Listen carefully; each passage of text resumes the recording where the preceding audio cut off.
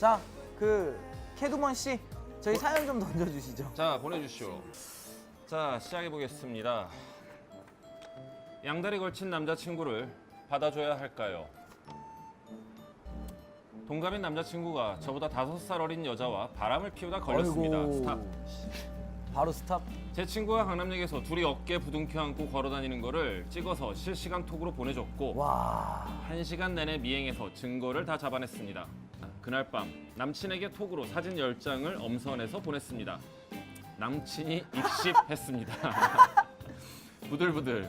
열받아서 남친 페북, 카스, 인스타 다 뒤져서 여자의 계정 알아냈고요. DM 보냈고요. 만나기로 했고요. 와, 빡세다. 다음날 신천역에서 만났는데 그 여자애가 남친이 여자친구와 정리 중이라고 했다며 지가 더 사랑해 줄 수 있다며 오빠를 넘기라는 식으로 얘기하더라고요. 자기는 절대 헤어질 생각이 없답니다. 왜 안 헤어져? 제가 바람여랑이 있다고 톡 보냈더니 남친이 번개같이 전화하더라고요. 자기가 무조건 잘못했다며 잠깐 미쳤었답니다. 스피커폰 켜고 여자애 들려줬더니 웃습니다. 웃었다고? 와, 나랑 통화할 때는 안 이런다고. 너가 성질이 더럽다더니 정말 장난 아니구나. 막 이러더니 나가버렸어요. 잠시 후 남친이 나타나서 무릎 꿇고 빌고 난리도 아니고 자기한테 연락 와서 정말 호기심에 만난 거래요. 어제는 너무 미안해서 연락 못한 거라고. 그러네 기억도 안 날 거라면서. 보통 이 정도면 개망신 주고 둘 다 끊어야 되는데 그건 아는데 막상 사람들 많은 카페에서 그렇게 비는 모습을 보니까 정말 많이 반성하는 것 같아서 아유. 일단 받아줬는데요. 그때 생각하면 아직도 부들부들 떨리는데 지금 남친이 너무 잘해주고 일거수일투족 다 보고하고 얼마 전에는 같이 해외여행도 다녀왔습니다. 그런데 자꾸 의심은 들어요. 그 여자애 계속 만나는 건 아닌지 더 치밀하게 바람 피운 건 아닌지 우리 계속 사랑할 수 있을까요? 자, 바람 전문가 양재진 씨 해결해 주시죠. 여기서 몇 가지 짚어야 될 부분이 있는데 바람핀 외도녀에게 주로 하는 얘기들. 지금 여자친구와 정리한다. 정리 중이다. 너만 사랑할 거다. 좀만 기다려달라. 이거는 바람핀 결혼한 유부남들도 비슷한 레파토리죠. 이런 레파토리 너무 뻔하고요. 그 다음에 무릎 꿇고 빈 거. 이게 되게 위험한데 많은 여자분들이 주로 여성분들이 남자가 무슨 잘못을 하고 내 앞에서 무릎을 꿇고 울고 빌고 하면은 이 남자가 그래도 아직까지 날 이렇게까지 사랑하는구나 많이 후회하고 있구나라고 착각들을 하시는데요. 패키지라고 생각하시면 돼요. 바람 피고 무릎 꿇고 빌고 그래. 이거는 같이 다니는 패키지예요. 얘는 그냥 무릎 꿇는 애야 원래부터. 그렇죠. 그냥 힘든 일 있으면 무릎 꿇는 게 버릇이 되네고 이거는. 네. 일단 일반적으로 외도도 습관입니다. 한 번이 어려운 거고요. 한 번 피기 시작하면 그 다음에 또 필 가능성이 굉장히 크기 때문에 애당초 이런 거는 당장 싹을 자르는 게 맞다고 봅니다. 연애는 순간의 감정으로 못 자르는 경우가 많은데 그것만 자르면 진짜 평생이 편해짐. 김희경님이 정답이죠. 그쵸? 네, 하나, 둘, 셋. 네. 이거 고라고 하는 놈은 똑같은 놈인 거야. 이거 무조건 스톱이지. 고라고 하는 사람은 아마 과거력이 있어서 본인의 경험으로 찔리는 경우나 아니면은 좀 합리화를 하시는 분 혹은 잘못된 판단을 아직 하고 계신 분들인 것 같아요. 아닌 건 아니지 아무리 우겨도 아닌 게 맞는 게 되지는 않습니다. 남자친구가 자꾸 돈을 빌려달라고 합니다. 남자친구가 자꾸 저에게 돈을 빌려달라고 합니다. 데이트 통장 만들어서 체크카드를 남친이 가지고 다니는데 그 돈으로 PC방 가고 친구들이랑 당구 치고 야금야금 뺏쓰더라고요. 제가 뭐라고 하면 급해서 썼다고 다시 채워 넣을 거라고 하면서요. 그 뒤로 한 번은 급한 일이 있다며 30만 원만 빌려달라고 하더니 수시로 돈을 빌려달라고 합니다. 저랑 놀다가 친구들 모임에 갈 때도 택시비 해야 한다면 3만 원을 뜯어가고 그 다음번엔 동창회비 내야 한다고 10만 원 빌려가고 이런 식으로요. 수도 점점 커집니다. 50만 원까지는 빌려줬는데 100만 원에서 거절했어요. 저도 돈 없다고요. 그랬더니 다시 액수를 낮춥니다. 찌질하게 5만 원, 10만 원씩 찔끔찔끔 빌리는데 갚은 적은 거의 없어요.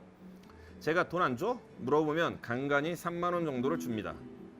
저랑 있을 때는 정말 잘해주는 남친인데 이제는 돈 뜯어가려고 일부러 잘해주나 하는 생각도 들고요. 이 관계 계속해도 될까요? 여성분들 그 남자를 만날 때요 절대 만나선 안 되는 케이스 중에 하나가 이런 애들이거든요. 금전관계 지저분한 애들. 그러니까 이게 금전관계 지저분한 친구들은 이 습관 못 버립니다. 이것도 분명히 버릇이에요. 그 말을 할 때 얼마나 부끄러울 텐데 그게 너무 익숙하니까 이제 부끄러운 것도 아닌 거잖아요 이 사람은. 무조건 스탑입니다. 이건 무조건 스탑. 근데 헤어질 때 이 돈을 다시 어차피 못 돌려받잖아요. 회수 안 돼요. 그냥 버린 생각하고 헤어져야죠 그냥. 네, 이거 회수 안 돼요. 그 대신 시원하게 말은 해줘야죠. 음. 진짜 너 같은 애 처음 본다 하면서 부끄러운 줄 알아라 하면서. 네, 근데 뭐 하여튼에 만나서 헤어지는 과정에서 그러면 이상한 또 행동을 할지도 모르니까 그냥 통화만 그냥, 하세요. 만나지 그냥, 마시고. 예. 결혼을 앞두고 동거 중인데 고민이에요. 여자친구와 2년을 만나고 지금은 결혼 전제로 동거 중입니다. 그런데 그녀와 같이 지내면 지낼수록 점점 환상이 깨져갑니다. 제가 자취생활을 오래 해서 집안 정리 같은 걸 잘하는 편이에요. 그렇다고 결벽증이 있지는 않은데 여자친구는 더러워도 너무 더럽습니다. 외출을 할 때면 집안은 개판으로 해놓고 자기 몸만 깨끗하게 씻고 나갑니다. 밥 먹은 그릇은 안 치우는 건 기본. 어디까지 하나 싶어 며칠을 치우지 않고 가만히 놔뒀더니 5일 동안 설거지를 안 해서 먹을 컵과 그릇이 없자 밖에 나가서 종이컵을 사옵니다. 다 먹은 과일 껍질도 싱크대에 그대로 둬서 지금 집에는 날파리 천지에 구더기까지 알을 깠습니다. 밖에서 영화 보고 데이트할 때는 좋습니다. 하지만 쿨한 성격과 예쁜 외모 뒤에 저런 모습이 숨겨져 있다고 생각하니 정이 떨어져요. 결혼해서 평생을 이 사람과 살아야 할 생각을 하니 애기도 이렇게 더럽게 키울 게 아닌가 싶어서 덜컥 겁나요. 여친은 계속 결혼 언제 하냐고 하는데 전 자꾸 미루게 되네요. 이런 제가 너무 야단스러운 건가요? 근데 여성분들이 항상 깨끗하다는 편견은 진짜 편견인 것 아, 같아요. 그건 진짜 왜냐면 전 편견이죠. 누나 둘이 있으니까 아는데 근데 또 이렇게 더러울 순 없거든요 사실. 성격 차이인데 남성분 같은 경우에는 여성분과 성향이 되게 다른 것 같아요. 그쵸, 그쵸. 네, 우리가 이제 그 정리정돈을 잘 하느냐 못 하느냐, 혹은 깨끗하지 잘 씻느냐 씻지 않느냐 이런 성향들이 되게 다른데 만나는 동안은 잘 몰라요. 이 여자분도 분명히 집은 그렇게 해놨어도 깔끔하게 꾸미고 나갔을 그치. 테니. 근데 이제 동거나 결혼이라는 걸 하게 되거나 혹은 여행을 한 몇 박 며칠 정도 가다 보면 이런 성향들이 드러나게 되는데 거기서부터 이제 싸우기 시작을 하는 거거든요. 저는 고입니다. 저는 스탑입니다. 룰을 정해주세요. 난 진짜 너랑 결혼을 하고 싶은데 이 점이 너무 마음에 걸린다. 이것만 좀 지켜줬으면 좋겠어 하고 이제 룰을 정하고 이게 만약에 이루어지지 않으면은 이제 그때 스톱을 하시고 일단은 말씀을 하시는 게 고를 이제 저는 추천을 드립니다. 예, 저는 사실 이런 되게 어떻게 보면 사소할 수도 있는데 이런 성격 차이라고 하는 성향의 차이 때문에 워낙 갈등을 많이 겪고 이혼까지 가는 분들을 많이 봤거든요. 그래서 사실은 이 여성분이 약간 어떤 일반적인 범주는 좀 벗어난 것 같기도 하고, 특히 이 여성분 입장에서는 일반적일지 몰라도 남성분의 주관적 시각에서 볼 때는 굉장히 현재 힘든 상황이기 때문에 이런 성향 차이는 쉽게 극복이 안 된다고 생각을 해요. 저는 스탑 권해드립니다. 식욕을 조절하지 못하겠어요. 사연자 다혜찡. 전 파릇파릇한 21살 여대생입니다. 제 고민은 제 식욕을 제 자신이 조절하지 못한다는 거예요. 학교에서 뮤지컬을 전공하고 있는데요. 과 특성상 주변에 예쁘고 날씬한 친구들이 많이 있습니다. 그래서인가 다른 친구들이랑 제 자신을 비교하게 되고 자존감이 낮아졌어요. 다이어트를 시도하는데 매번 미친 듯한 식욕을 주체하지 못하고 번번이 실패. 샐러드로 된 식단을 잘 챙겨 먹다가 어느 날 정신 차려보면 그간 참아왔던 식욕을 억누르지 못하고 폭식하고 있는 제 자신을 발견합니다. 그렇게 식욕이 폭발하면 아침, 점심, 저녁은 기본, 그 사이사이 또 끼니를 챙겨 먹고요. 군것질도 보이는 대로 사 먹습니다. 음식 남기는 꼴을 못 봐서 친구들이 밥 남기면 제가 다 먹어요. 뷔페에 가면 5접시는 기본이고 또 공짜로 주는 음식은 절대 거절하지 못합니다. 이렇게 3kg를 빼면 다시 3kg가 찌는 생활을 반복하다 보니 몸은 몸대로 피폐해져 가고 다이어트를 실패했다는 생각에 또 자괴감이 들고 다른 친구들과 제 자신을 비교하게 됩니다. 이런 악순환의 연속 끊을 수 있는 방법 없을까요? 자기소개를 좀 네, 본인 소개해 부탁드리겠습니다. 주세요. 네. 저기 지금 카메라. 안녕하세요. 저 21살 김다혜입니다. 자, 아무튼 다이어트를 항상 실패를 하신다는데 그 태어날 때 있잖아요. 처음에 이제 딱 갓난 애기 신생아 때는 어땠어요? 그 뭐 체중이 미달일 수도 있고 태어나자마자 뭐 몇 킬로그램? 네, 태어났을 때도 그냥 약간 표준이었던 것 아, 같아요. 네네네. 그렇게 거기까지는 잘 모르지만 진짜 뚱뚱한 편은 아니에요. 지금 배 힘 엄청 주고 있어요. 아 그래요? 그러면 지금까지 본인이 했던 다이어트 종류를 한번 해보세요. 덴마크 다이어트 했겠지. 원푸드 해봤고요. 1일 1식.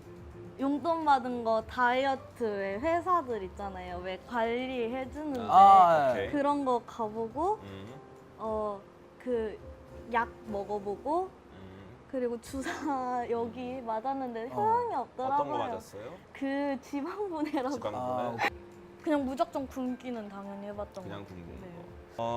많은 여성분들이 뭐 거의 우리나라 여성 대부분이죠. 평생의 적이 다이어트다, 평생의 숙제가 다이어트다라고. 지금 하는데 365일 매일 그냥 다이어트 근데 하죠. 이게 되게 잘못된 게 여성분들은 자신의 원래 몸에 비해서 대략 한 15% 20%더 뚱뚱하다고 느껴요.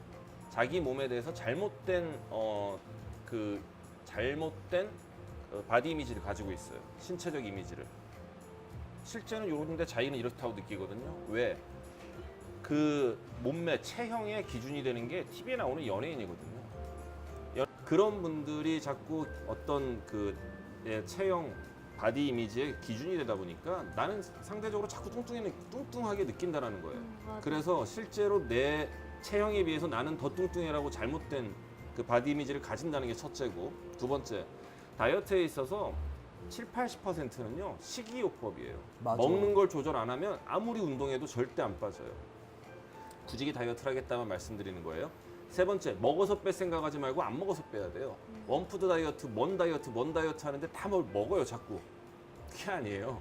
그 다음에 다이어트 할 때 물론 딘딘은 성공을 해서 다행인데 가장 잘못된 방식 중에 하나가 1일 1식이에요. 근데 그냥 그렇게 먹는 이렇게 거지. 생각해요. 우리나라만 살에 대해서 되게 민감한 거고 지금 외국 가면요 뚱뚱한 거 아니에요. 마른 거예요. 마른 분명히 사람들이 그래요. 뭘 살을 빼냐고 더 먹으라고 이럴 거야 외국 가면. 남들하고 똑같이 따라가면 다 똑같은 애들만 있으면 그 안에서 내 개성이 어딨어.